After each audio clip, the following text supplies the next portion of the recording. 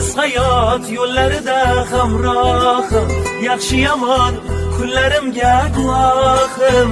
Dardu alam istamlardan panohim, chin do'stimdan ayirmagin Alloh. Olis hayot yo'llarida hamrohim, yaxshi yomon kunlarimga guvohim. Dardu alam istamlardan panohim, chin do'stimdan ayirmagin Alloh.